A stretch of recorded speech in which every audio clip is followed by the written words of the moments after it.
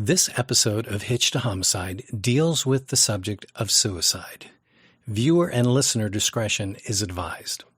If you or someone you know is struggling with thoughts of self-harm or suicide, dial 988 for the Suicide and Crisis Lifeline. You can also chat by texting 988 or go to 988lifeline.org. There are counselors waiting to talk with you 24 hours a day, 7 days a week. All calls are free and confidential.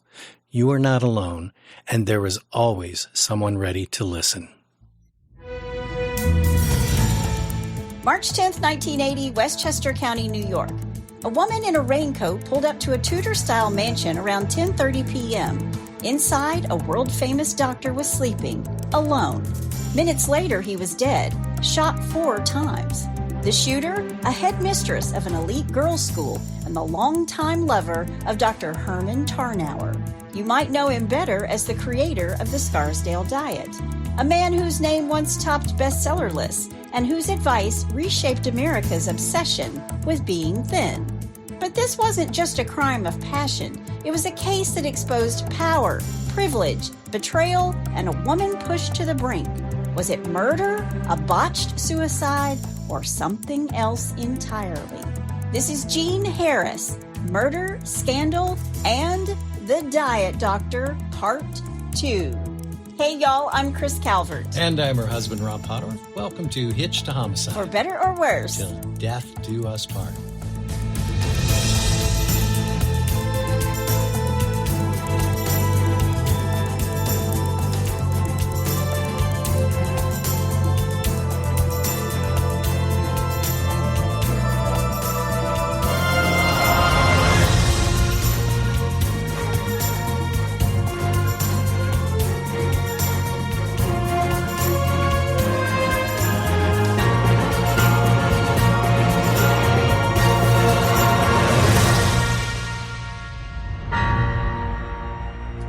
Welcome back, everybody. Yes, welcome. And I've got one clear off the boat on this one. I'm afraid. For our Bobo-speaking friends in Mali. Okay. Anakai. That's a good one. I like that. Bobo. Well, wherever you're listening, be sure to like, rate, and review the podcast. It just takes a second. It helps other people who love true crime to find us. And if you're watching us on YouTube, hit that subscribe button below. Yes. If you want true crime with us all the time, just go to our closed Facebook group. They're called the In-Laws and Outlaws. Go to H2H In-Laws and Outlaws. It's in Facebook. All you got to do is join. Yep. Answer a couple questions. We're happy to have you join the family. Answer that question.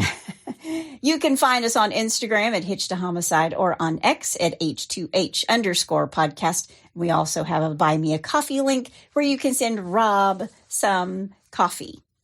I've been laying off the Diet Mountain Dew lately. It doesn't sound like it because I am rushing today, but I have been. All right. Last week was part 1. Today we're talking about what became of Jean Harris after Tarnower has been shot 4 times. I've been on pins and needles ever since. Before we get started, let me thank some sources. CrazyKillers.com, CBS News, the LA Times, the New York Times, UPI, CrimeLibrary.org, Murderpedia, American Justice, Time Magazine, The Washington Post, The People versus Jean Harris. There are others, so if you want the complete list, head over to the show notes, and there's a link there. You can find them all. All right. Well, you ready? I am. Let's do it. Just to recap part 1, Jean Harris is a headmistress at a prestigious girls' boarding school in Virginia, just outside of Washington, D.C. She's dated a man, Dr. Herman Tarnower, better known as Hi, for 14 years. Okay. A man known for his Casanova ways and nationally known as the Diet Doctor after he wrote The Scarsdale Diet with another writer, Sam Sinclair Baker. He was a player. He was. In the sack, he was a hit it and quit it kind of guy. Yep. Professionally, he had one of the most successful cardiology practices and took a 1-page diet and turned it into millions and a New York Times bestseller.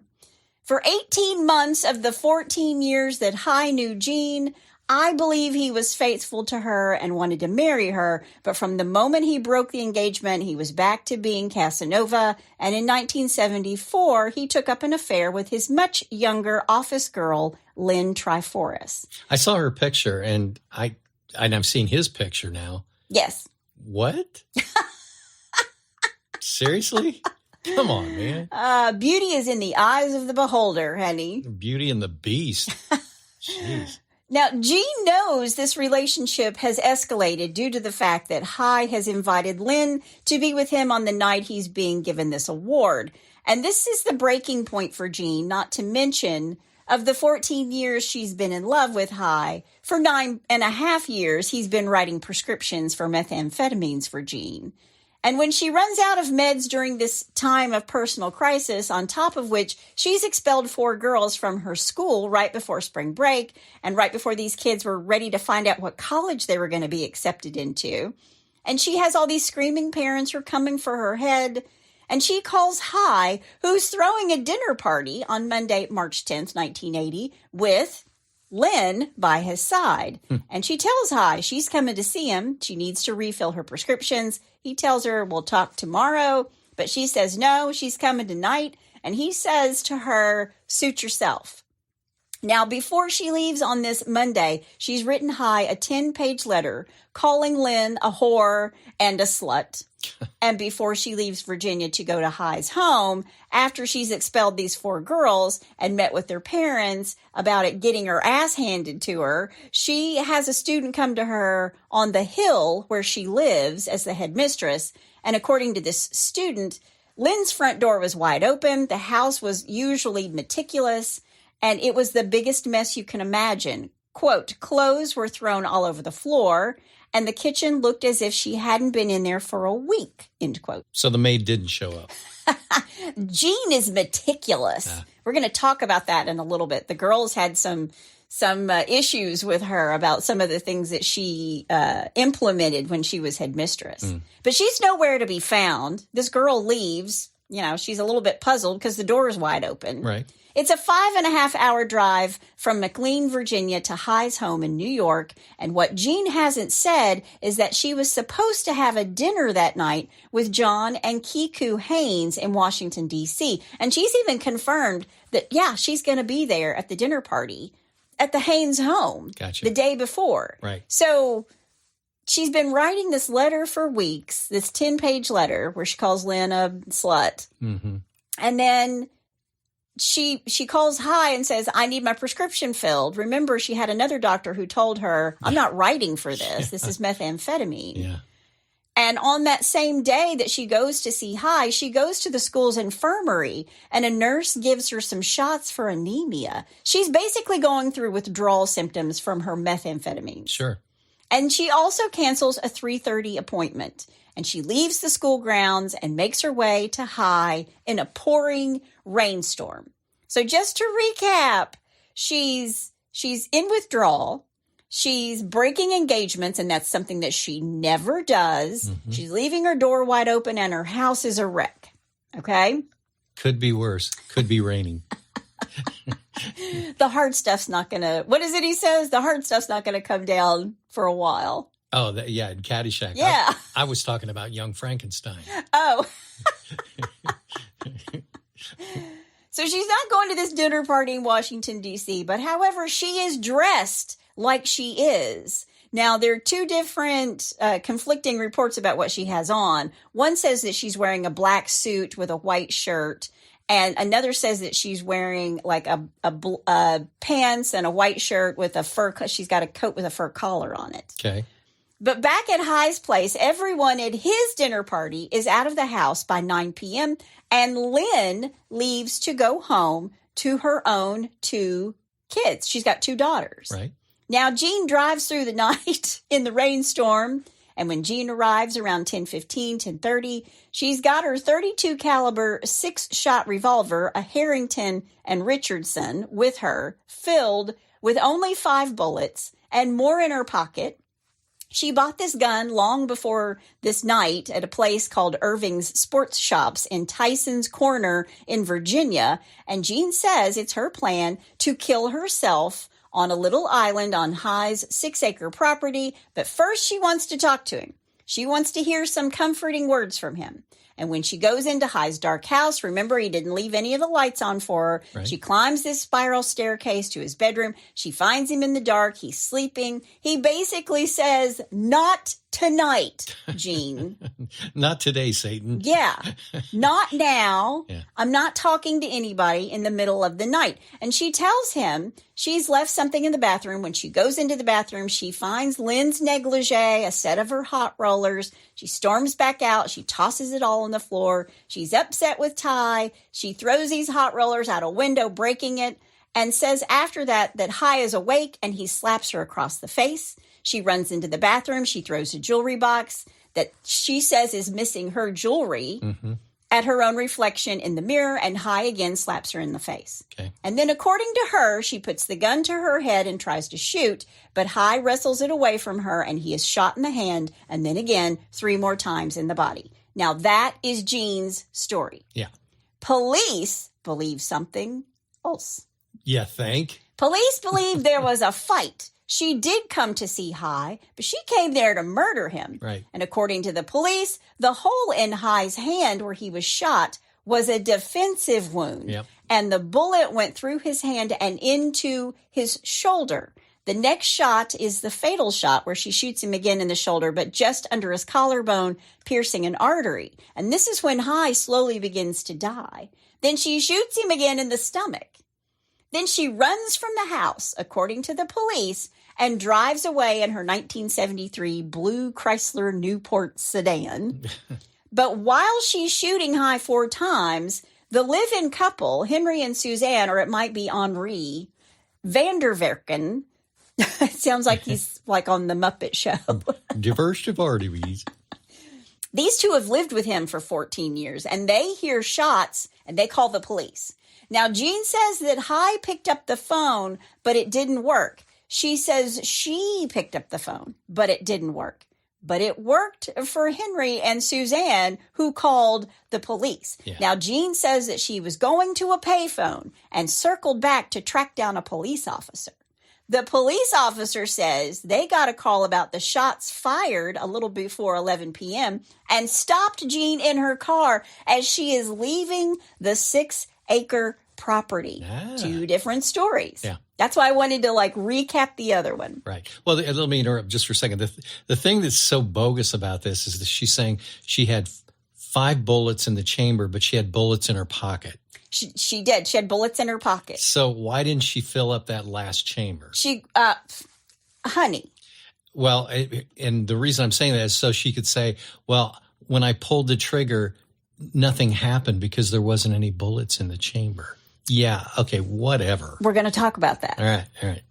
When Jean sees the police, she tells the officer on the scene, his name is Brian McKenna, that, quote, someone's been shot, end quote. Someone's been shot. Yeah. There's been a shooting.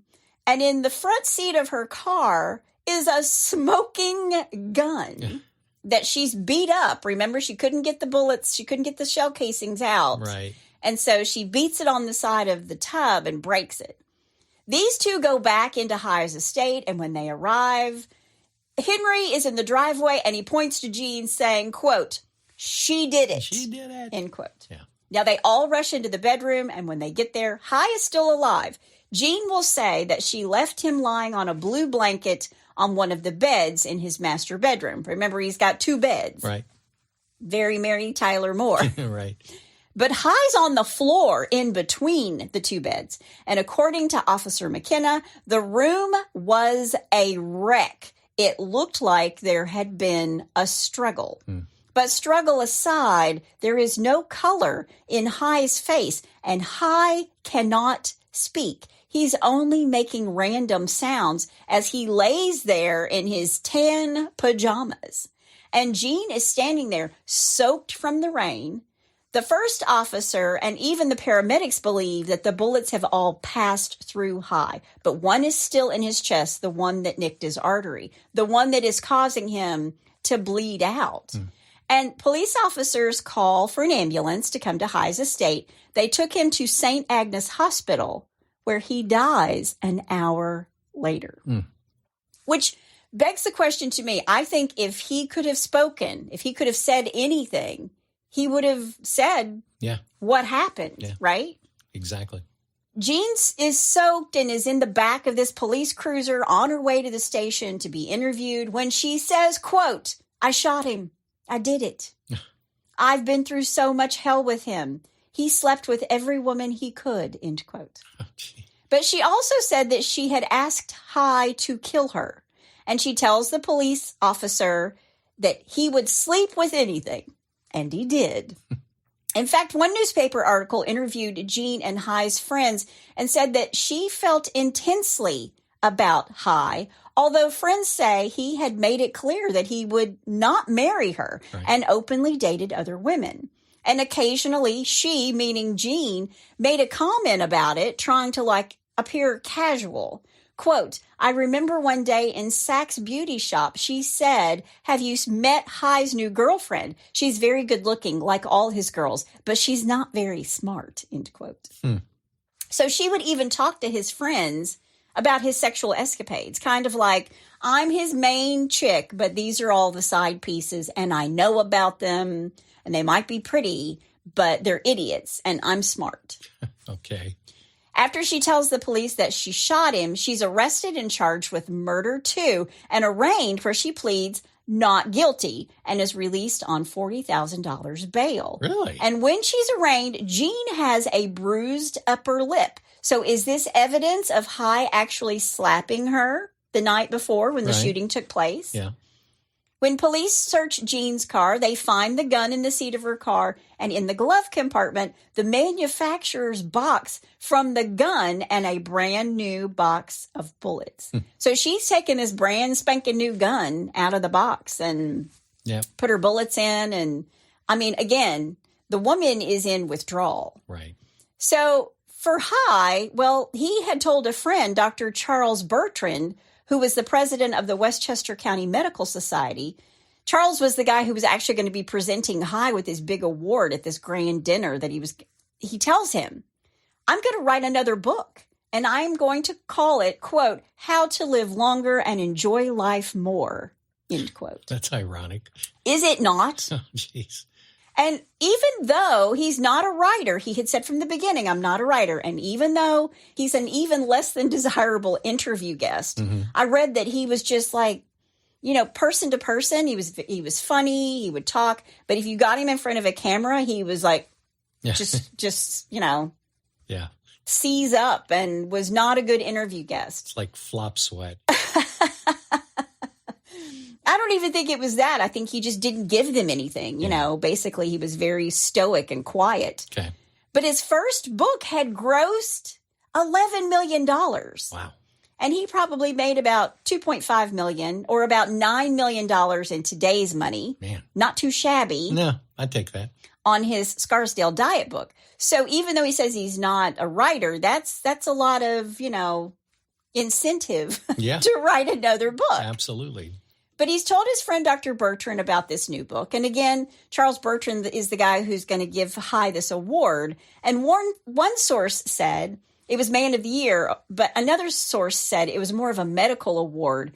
And it had to do with this cardiac center that was going to be named after him. And the cardiac center was in a place called Valhalla. And coincidentally, Valhalla is the town where Jean was sitting in jail. Oh, really? Yeah. Wow.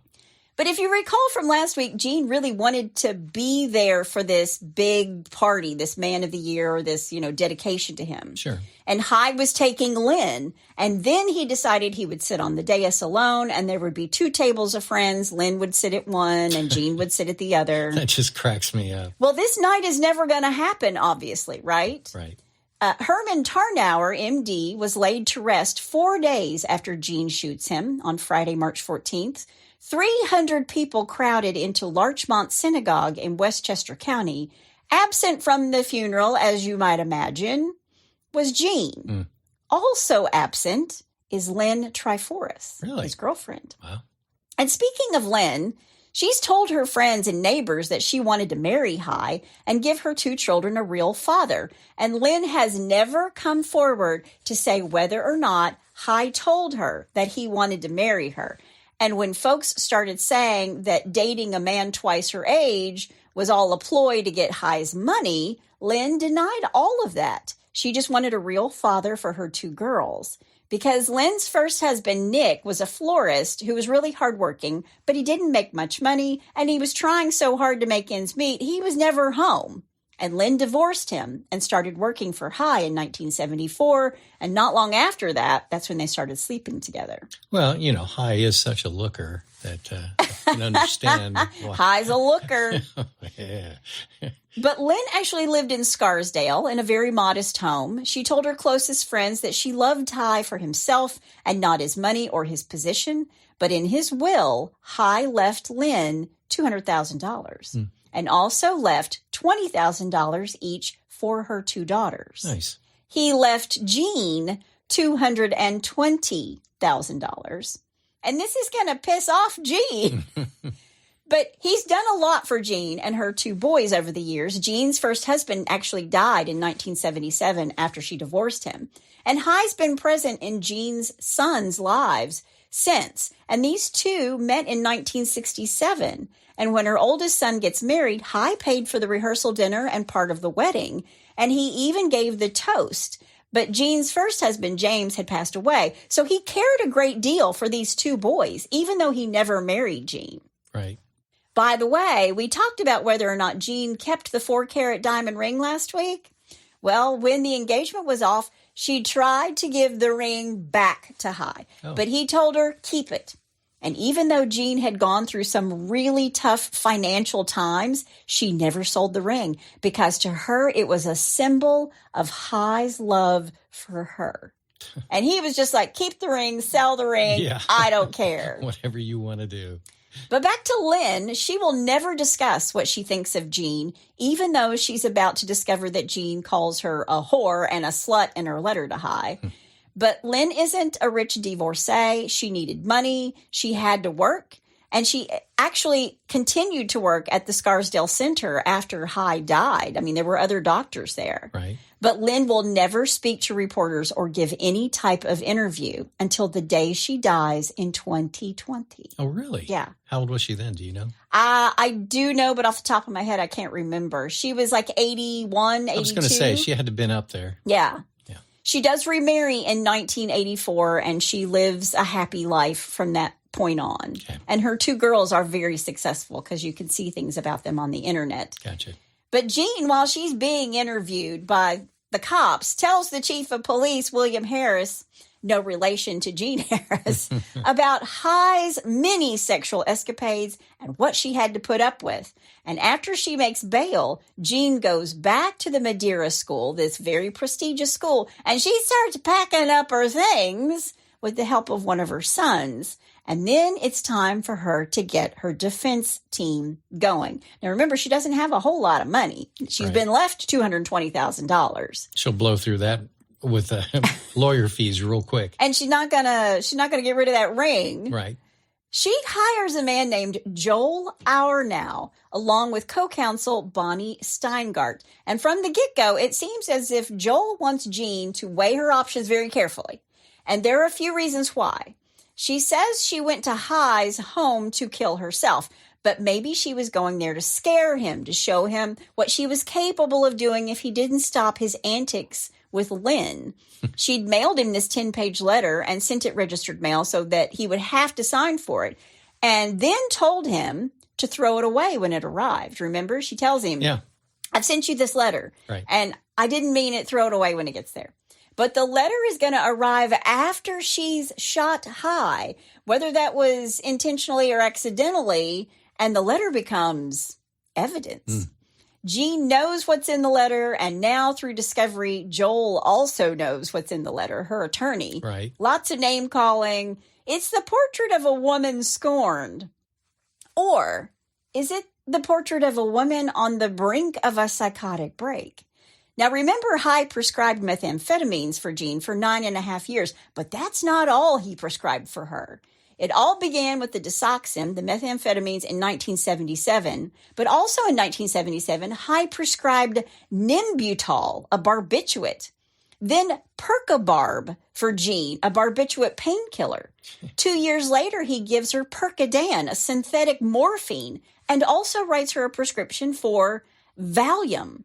Good Lord. And in the last 3 years of his life, he had written Jean 17 prescriptions for amphetamines, barbiturates, opiates, and Valium. Holy cow. Yes. She's a junkie. She has got a lot. She's got every street drug possible in her medicine cabinet. It's amazing. Now, this is 1980, and just 2 years before, Betty Ford came out in April of 1978 after her family staged an intervention due to her increasing dependence on prescription painkillers, tranquilizers, and alcohol. I didn't know they staged an intervention, by the way. I didn't either. I just wanted to look up the Betty Ford Center. Right. But it was a very public thing, and she went on to establish the Betty Ford Clinic in 1982 in California. So people are well aware of women of status having taken prescription drugs and having prescription drug problems, right? Right. So her attorney is like, look at Betty Ford. Look at Betty Ford. Yeah. Meanwhile, as you can imagine, the press is having a field day with this murder. Yep. It's better than a movie, and the script is just writing itself. There's betrayal, a love triangle with money, wealth, and status, privilege, and celebrity in this Scarsdale Diet doctor. Right. Now, I was a little girl when this was going on, but I do remember this being in the news. You know, I don't really remember that. I had just started my theme park career in 1980, so where you were 6'1" and weighed 120 pounds and knew nothing about the Scarsdale Diet because you didn't need to. Exactly. I had to drink water before we had weigh-ins, and I had to drink water so I'd meet my weight. So while you're talking about this, I'm actually going to post a picture of you, how skinny you were back in the day with all your red hair. All right. But Joel is like, look at Jean. You're a woman who was stressed out at your place of work with these girls smoking pot and the very angry parents. By the way, I actually read that Jean was so particular in the way the school was run that she actually outlawed oranges at the school because she thought the peels were messy. What? Yeah. That's how meticulous this woman is. No, I don't count that as meticulous. I count that as nuts. Well, maybe it is a little bit, a little nuts. Come on. Maybe, she's definitely a little nuck and futz. I understand no wire hangers, but no orange peels? Come on. No orange peels ever. Yeah. Yeah. But she's at war with parents at the school she runs. She's addicted to prescription meth, and her man of 14 years is dumping her in slow motion for a woman 20 years younger than she is. If she had presented herself this way to the jury, the humiliation, the stress, the drugs, all because of High or because of High's behavior, it's pretty easy to see a temporary insanity or extreme emotional disturbance. I lost it and I shot him. That kind of thing. Okay. But that's not what's about to go down. Pre-trial and opening days began on November 21st, 1980. The trial was in White Plains, New York, and presided over by Judge Russell R. Leggett. And the prosecution, led by George Bolin, charged Jean with second-degree murder, arguing that she shot High in a jealous rage. The defense, led by Joel, her attorney, countered that Jean had intended to take her own life and that High was shot accidentally during a struggle over the gun. So instead of extreme emotional disturbance, they go for accidental death.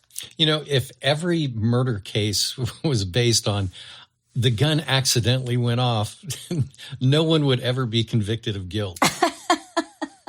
Isn't that usually what their defense is? It's true. But I say this all the time, and we go back to the Broadway show Chicago. We both reached for the gun. Yeah.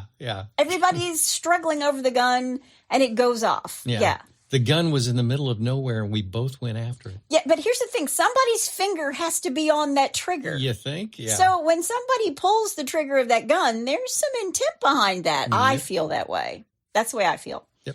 But Jean's attorney, Joel, promised to show how the pressures of her life and her career made her, quote, suicidal, drove her to the point where even her love for Herman was not enough to sustain her life, end quote.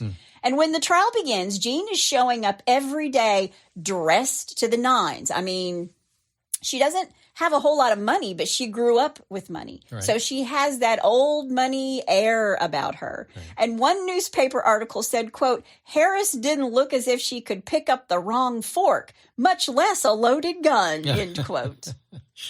Nice. The prosecution meticulously laid out the events of March 10th, 1980. Jean had driven 400 miles from Virginia to High's home in Purchase, New York, carrying a bouquet of flowers and a loaded revolver. It was almost like, am I giving him this or am I giving him this? Yeah, nothing says love like a bouquet of flowers and a pistol. And a loaded gun, yeah, right? Yeah.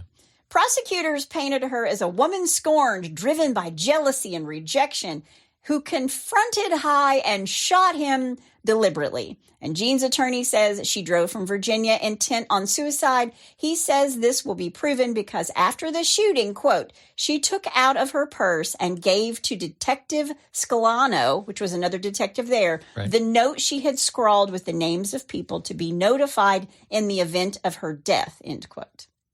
So she's got these suicide notes. And remember, she had that one note that said, if you find me, I want to be cremated and my ashes thrown away. He tells the jury, quote, something happened that triggered the mind of Jean Harris, triggered her to suicide. And if she had not wanted to say goodbye to the human being who meant more to her than anybody else in her life, we wouldn't be here today, end quote. Nice try.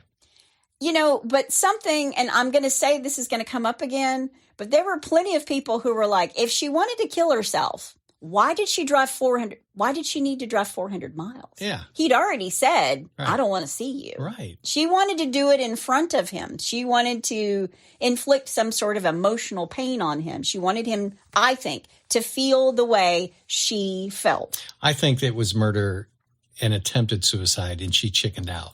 I agree with you. Yeah. The physical evidence was presented, the .32 caliber revolver, bloodstained pajamas, and bullet trajectory schematics. After they show the court their physical evidence, they get to the witnesses, including Suzanne Vandervrick, the woman who ran the inside of his home. Right. And Suzanne had worked for High for 16 years. I said 14 before, it's 16. And she kept, get this, a detailed log of guests and events at the house, allowing her to provide a history of High's relationships, including with Jean and her rival, Lynn Triforus. So she's almost like Pepper in Iron Man. Yeah. She's got like a list of all the women who've been coming and going in and out of his house and the days and the times that they came and went. Wow. That's pretty... Yeah. There's a housekeeper. That's pretty interesting. Yeah. Now, on the afternoon of March 10th, 1980, Suzanne received 2 phone calls from Jean. In the first, Jean asked if High was home, and she was really angry, and she hung up when she was told that High's not here.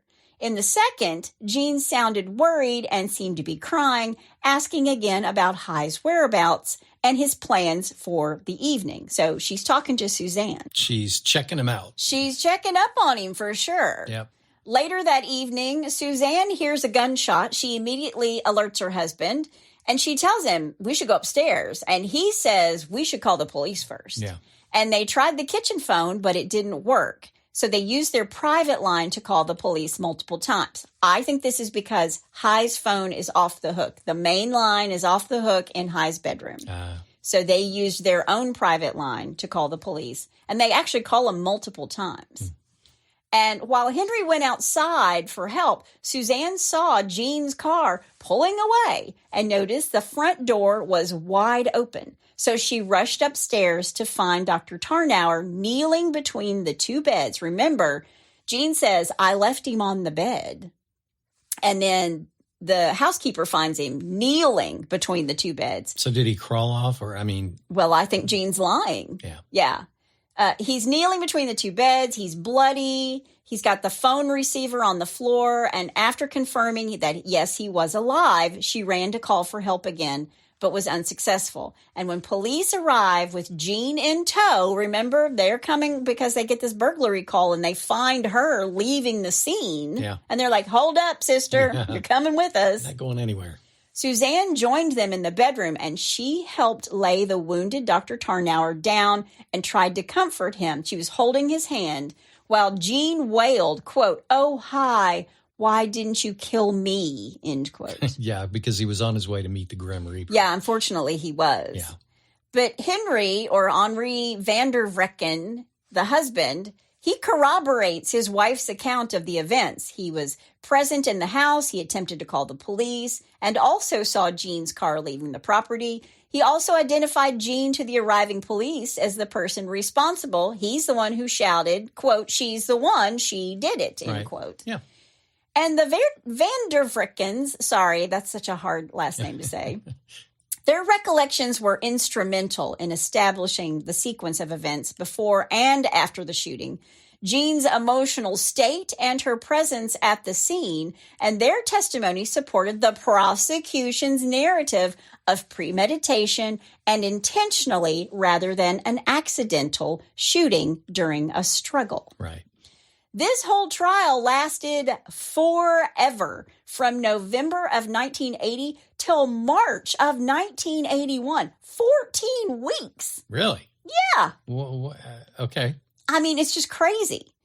After weeks of testimony and cross-examination, Jean's attorney makes the pivotal decision to put her on the stand in order to humanize her, to show the jury a woman at a breaking point, not a cold-blooded killer.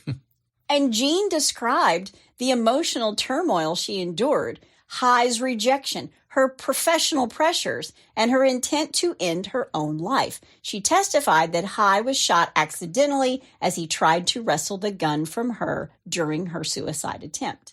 But under cross-examination, she was abrasive, and she accused other witnesses of perjury. Like, she's so on her high horse. It's incredible. Wow. And the prosecution capitalized on these outbursts, undermining the image of Jean as a person who's controlled by High. They're like, this woman's not controlled by anybody. Yeah. Now, a dramatic moment occurred when the prosecution requested the Scarsdale letter. That's what they started calling that 10-page letter. Mm-hmm. And confident it would support Jean's case, her attorney theatrically produces the letter from his pocket. He takes it out of his pocket in court. Wow. And instead, the letter's vitriolic language and expressions of jealousy shocked the jury, Jean referring to High's new lover, Lynn, as your whore and your adulterous slut, contradicting the portrayal of her as quietly suffering. Yeah.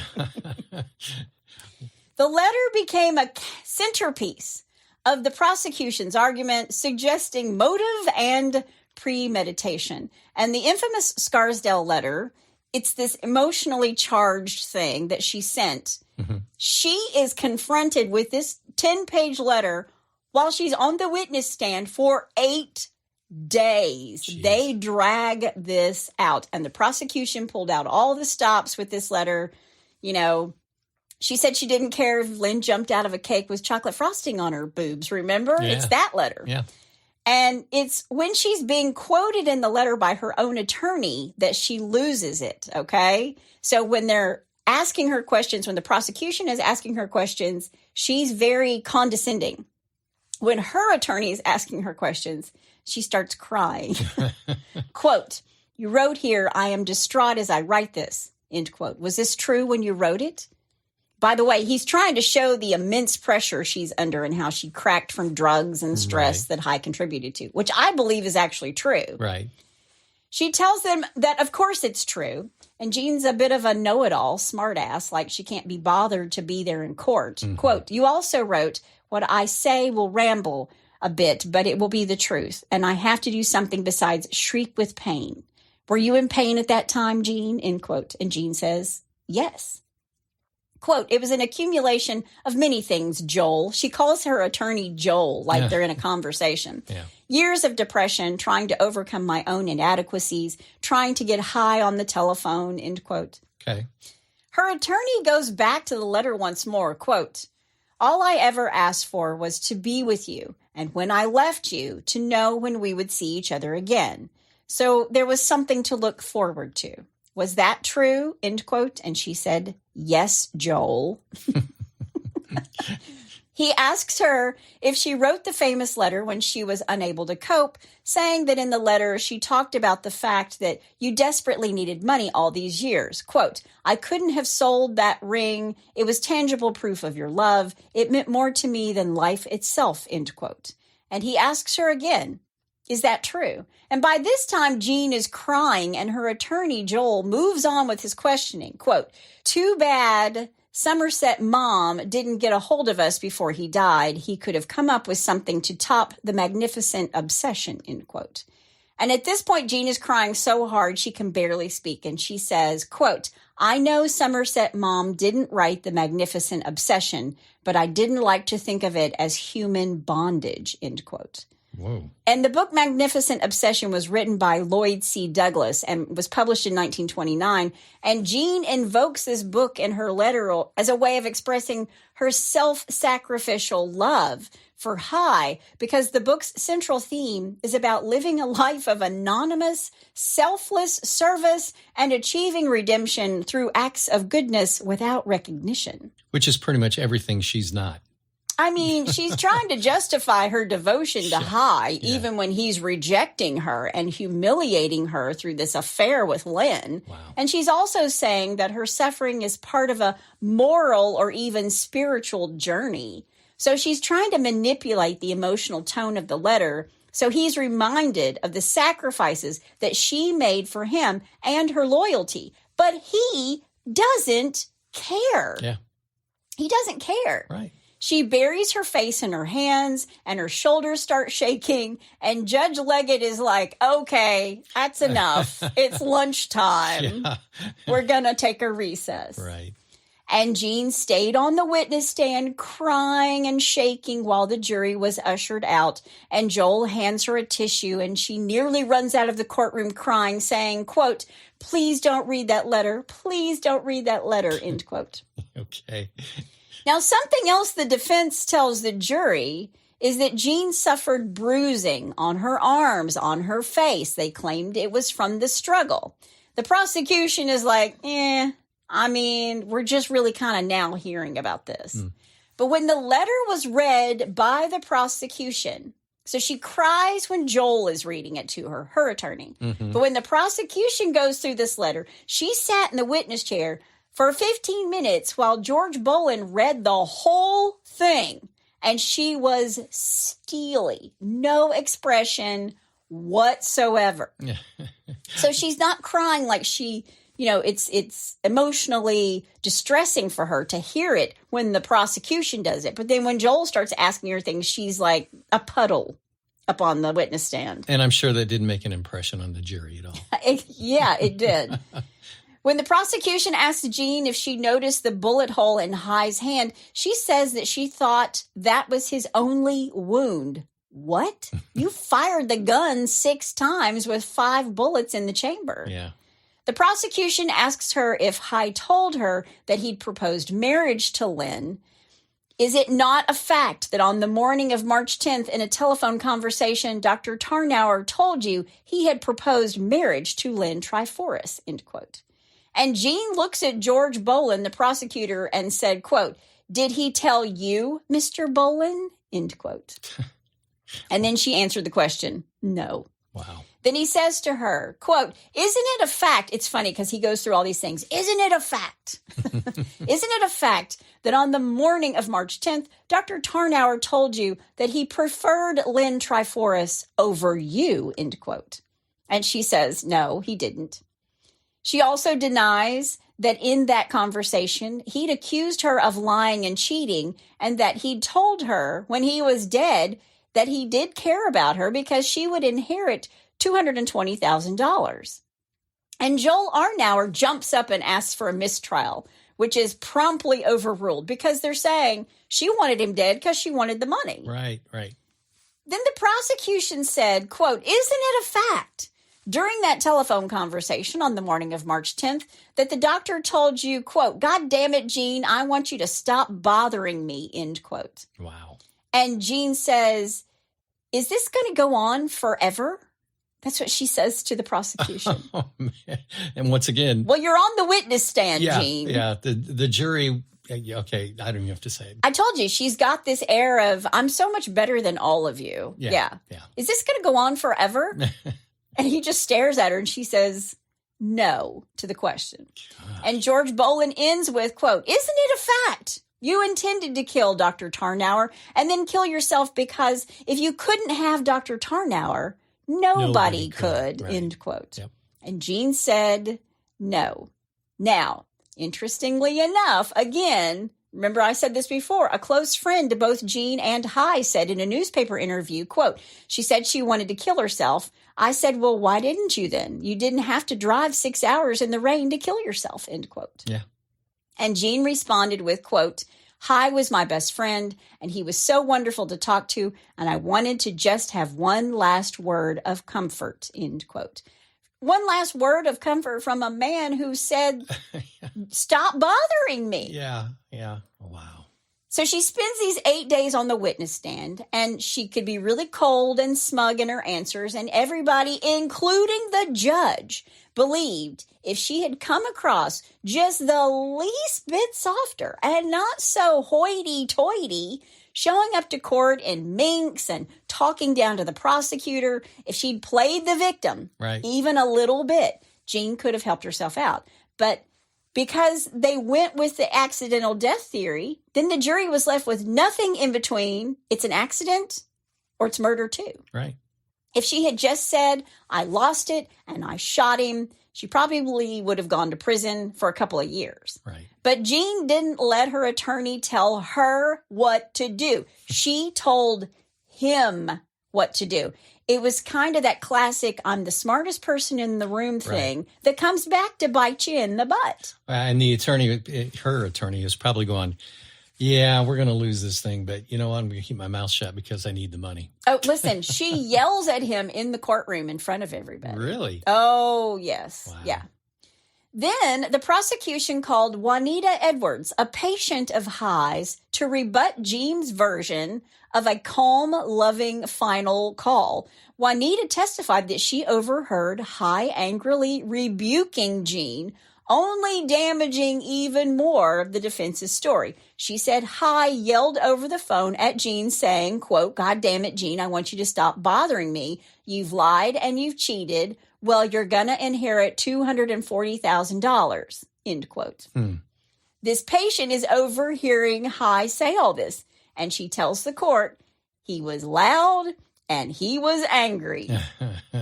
In closing, Jean's attorney, Joel, urged the jury not to compromise, confident they would acquit Jean Harris completely. The prosecution, meanwhile, emphasized the inconsistencies in Jean's account and the damning contents of the Scarsdale letter. Now, I will tell you, the defense brought in a gun expert who said that they could see where she had fired. Remember I said she just kept trying to fire the gun over and over and over, even though there were no bullets inside it. Right. Well, they could see the marks on the shell casings where the barrel was turning. So she did try to pull the trigger of the gun over and over and over again. Was she trying to hit High? Was she trying to kill herself? Right. This jury was composed of 8 women and 4 men, and they began deliberations by reviewing all 400 pieces of evidence. They requested to hear 5 hours of Jean's testimony reread. They focused on her descriptions of the shooting and her suicide attempt. The jurors struggled to reconcile her account with the physical evidence, particularly the trajectory of the bullets and the nature of High's wounds. The 2 shots in the shoulder, they didn't see it as a result of a struggle, but Jean just kept pulling the trigger and having poor aim. I mean, that's what they're saying. It's not part of a struggle. She's pulling the trigger. Sure. She just doesn't know how to work her gun. Yeah. On February 24th, 1981, after 8 days of deliberation, the jury returned. Jean Harris was found guilty of second-degree murder and 2 counts of criminal possession of a weapon. The verdict devastated Jean and her defense team. At sentencing, Judge Leggett imposed the mandatory 15 years to life. And I've seen an interview with this judge where he was like, I hated doing it, but I had to at least give her 15 years. Yeah. She keeps declaring her innocence. She's denouncing the trial as a travesty of justice.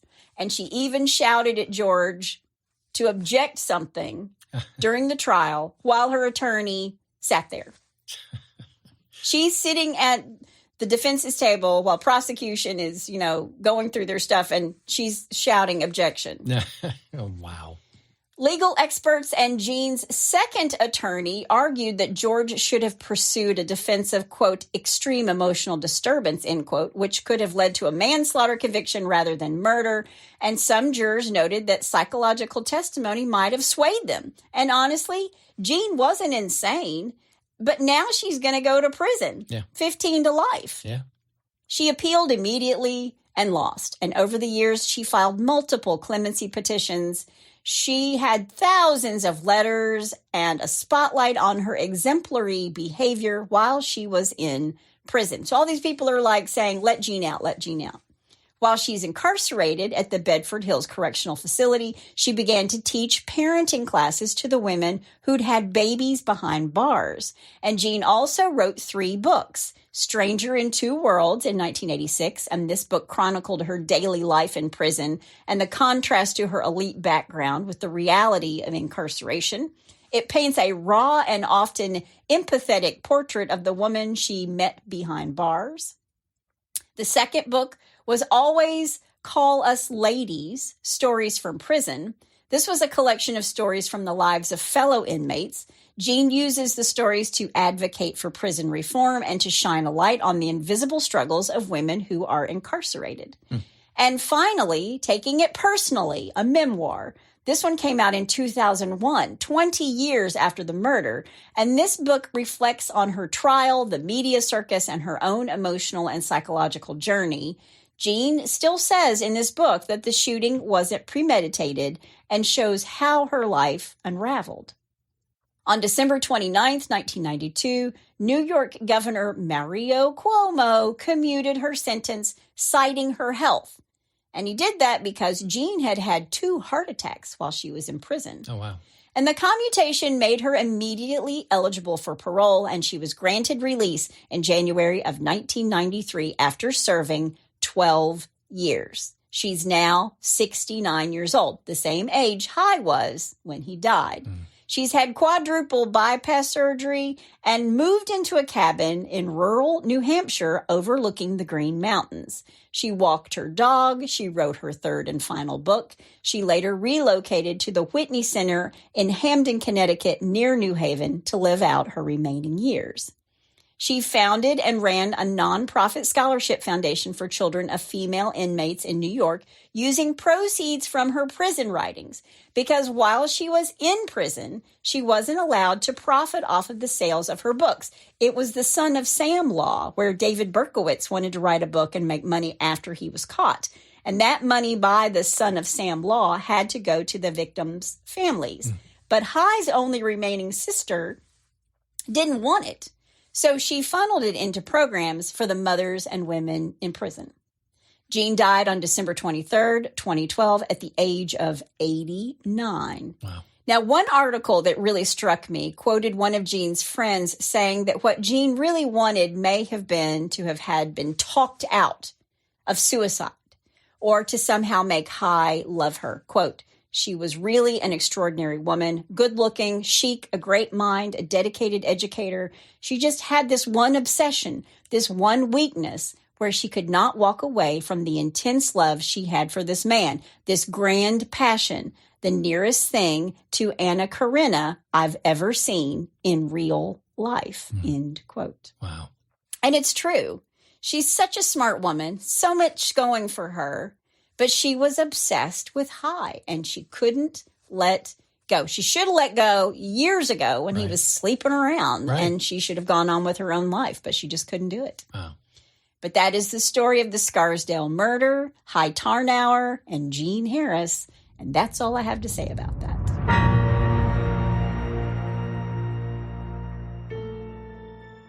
For nearly 7 years, Jane Doe has lived in the shadows, her past buried deep beneath layers of secrecy and silence.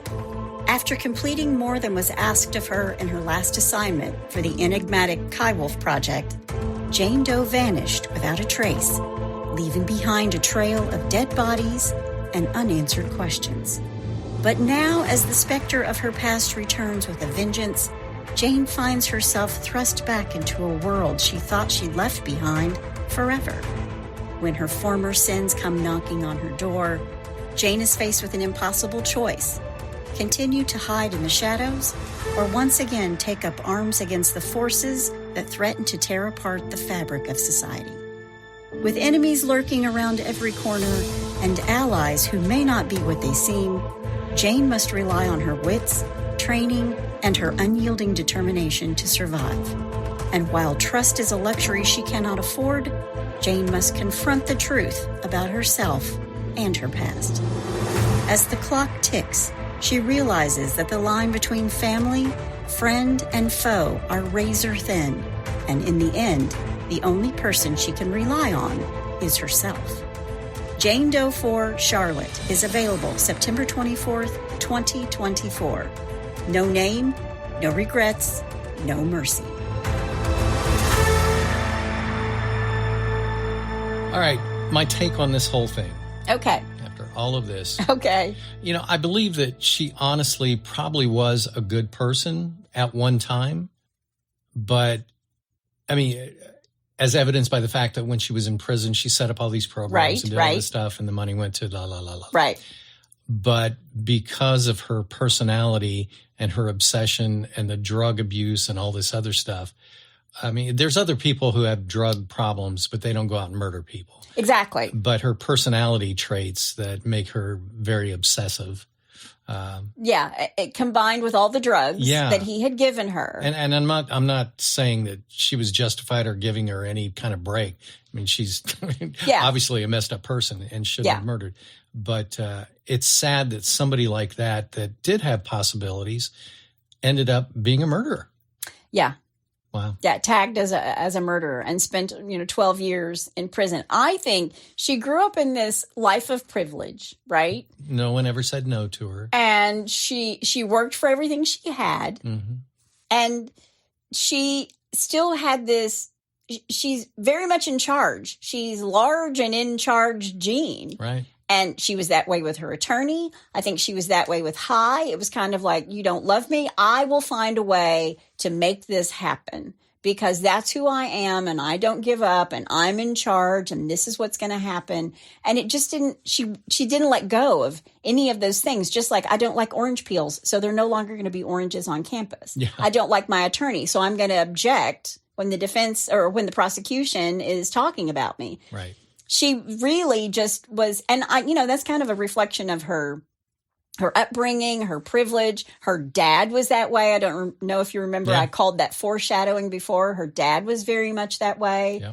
So it was a perfect storm. She had the personality to do what she did, and it was just exacerbated by her obsession with High and then fueled by all the drugs. Yeah. Yeah. It's a sad story. It is. All the way around. It is. But I thought it was appropriate because, we just finished the whole Karen Reed trial. She's been found not guilty. And again, it's, she loved him. Did she kill him? Did she not kill him? Right. And we've had huge discussions about Karen Reed and the In-Laws and Outlaws. And people are taking very opposite sides. We will cover that. We will cover that story. But, it's kind of the same thing. It's. How do you prove it one way or the other? Right. Well, let's move from the obsessive to the stupid with a little bless your heart. Well, bless your heart. All right. Number 1, a raccoon reckoning. Okay. On June 6, 2025 at approximately 9:18 p.m., a.k.a. prime raccoon o'clock is what I'm going to call it.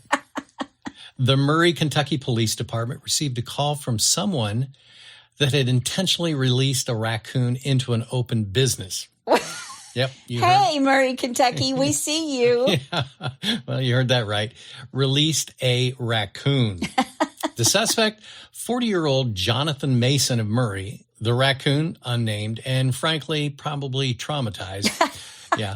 Officer soon spotted Jonathan, who was casually driving around town. Now, when they pulled him over, he refused to roll down his window or get out of the car. That's something you never want to do when a cop pulls you over.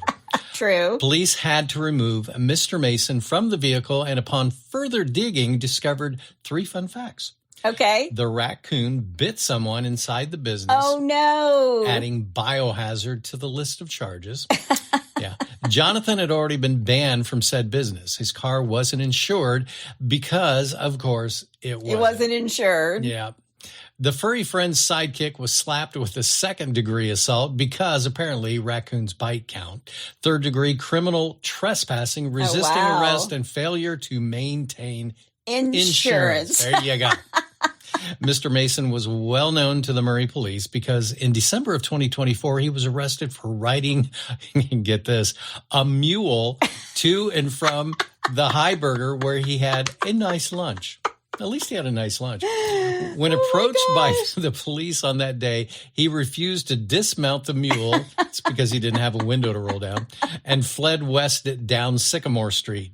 He was charged that time with a misdemeanor like third-degree flee. After getting out of jail, he promptly rode his mule 15 miles into town again to the Big Apple Grill and Bar. For the raccoon incident, this thing just never ends. He was escorted directly to Callaway County Jail. Yeah, not taking any chances this time, not letting him out. Yeah. Remember, all suspects are innocent until proven guilty, even the ones who deploy wildlife as weapons. This poor guy, bless his heart. Bless the Murray, Kentucky police. How do you go off the rails that much in That's your definitely life? off the rails. Holy Throwing cow. raccoons and riding mules through town. All right, number 2. Number 2. Magical misadventures. Magical misadventures. Yes, residents of the peaceful lakeside town of Merton, Wisconsin, in Waukesha County got a little more sunshine on their street than they had bargained for. When 25-year-old James Searing decided clothing was optional, fire was therapeutic, and soap was sacred. Okay. James, originally from Chicago and recently crashing with his parents, yeah, of course he was spotted in his neighbor's driveway, naked as a jaybird, setting his own car ablaze.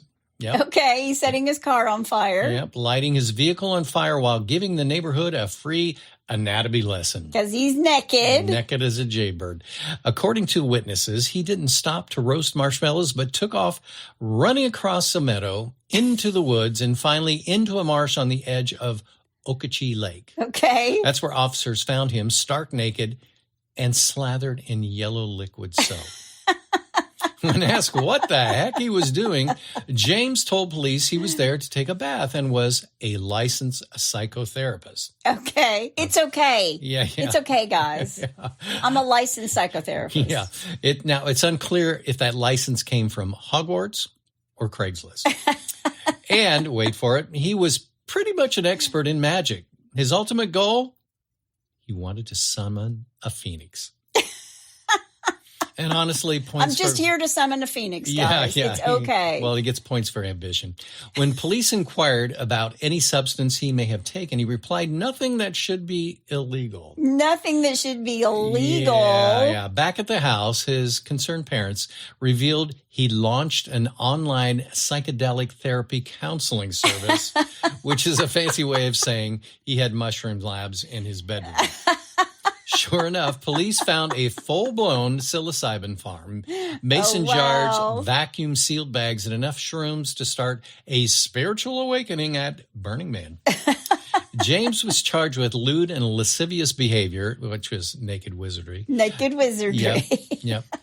Attempted manufacture of psilocybin, a.k.a. shroom school. Okay. Attempting to maintain a drug trafficking place, his childhood bedroom. Okay. Possession of a drug paraphernalia. All right. Okay. Probably some incense or something like that. Yeah. So remember, kids, if you're going to try to rise from the ashes like a mythical bird, maybe start with, fire safety, pants, and fewer mushrooms. Good advice. Yeah. All right, number 3, and finally. In my dreams, I'm Rambo. Okay. Lake Barrington, Illinois, where the lawns are trimmed, the coffee is fair trade. And apparently, burglars are only in your dreams. Okay. 62-year-old Mike DeCara is facing charges after he managed to pull off the rare criminal trifecta: shoot himself, do it in his sleep, and use a gun he wasn't even legally allowed to have. And that, folks, is a rare talent. Here's how it went down. According to police, Mike had a vivid dream that someone was breaking into his house. Instead of doing what the rest of us do, like wake up in a cold sweat, Mike's subconscious went full Clint Eastwood.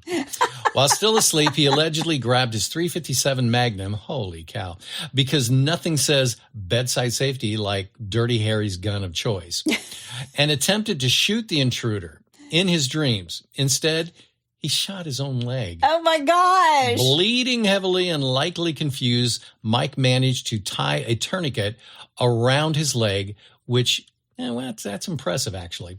Less impressive, the fact he was still clutching an illegal firearm as his FOID, Firearms Owner Identification Card, had been revoked. Oops. He had created the most literal case of self-defense ever recorded. Mr. DeCara now faces charges for reckless discharge of a firearm. Okay. And possession of a firearm without a valid FOID. Okay. That's that card thing. Right. Moral of the story, maybe don't keep a hand cannon next to the melatonin. Duh. How do you shoot yourself in your sleep? I don't know. How do you shoot yourself? I mean, that's one heck of a nightmare. That's all I can say. That's a good one. Well, if you have a bless your heart, please don't keep your .357 next to your melatonin. Yeah, please. Or somebody's heart who needs blessing. All you got to do is go to hitchtohomicide.com. When you get there, there's a pull-down menu, and while you're there, you can also suggest a case, like this one was suggested, or you can tell us about your brush with true crime. There you go. That's my amazing husband out there. And that's my beautiful bride in the booth. Join us next time on Hitch to Homicide. Bye, y'all.